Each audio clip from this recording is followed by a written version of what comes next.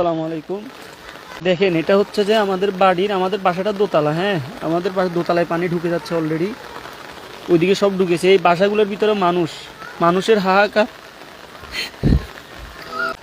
আপনারা রেস্কিউ করেন, তাইলে মানুষ মারা যাবে। এখানে ভয়াবহ অবস্থা। আমাদের বাচ্চা নিয়ে আমরা আটকে গেছি।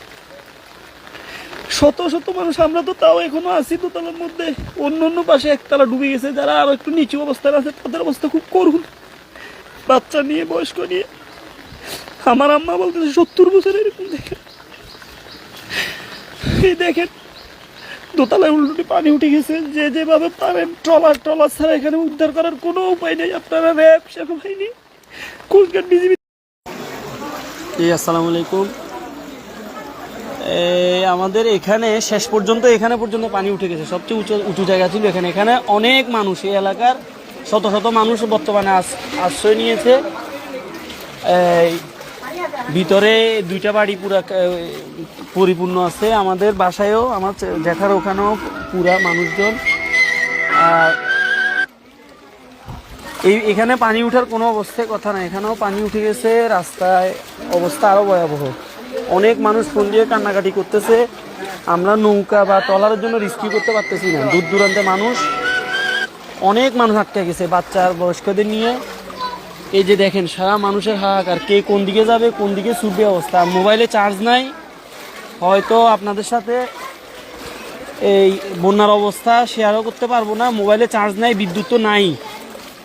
মানুষ কষ্ট করতেছে। আপনারা একটু নজর রাখবেন। যদি কারো পক্ষে সম্ভব হয়, শিবপুর আলামিন মার্কেট এরিয়াতে যদি কারো পক্ষে সম্ভব হয়, একটা ট্রলার অথবা এই একটা নৌকা, তাহলে অনেক মানুষের প্রাণ বাঁচবে।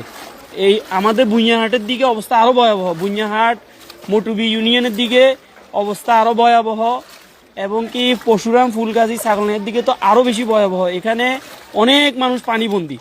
আমার কাছে অনেক মহিলা, অনেক বৃদ্ধরা ফোন করে কান্নাকাটি করতেছে।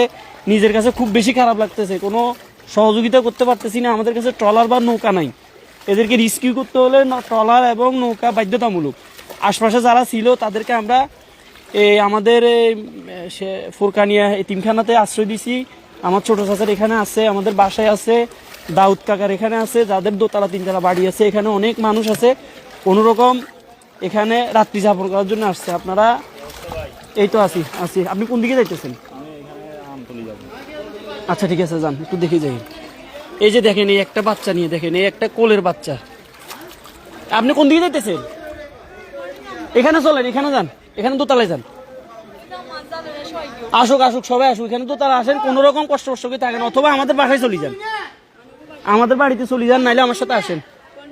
এই যে একটু মসজিদের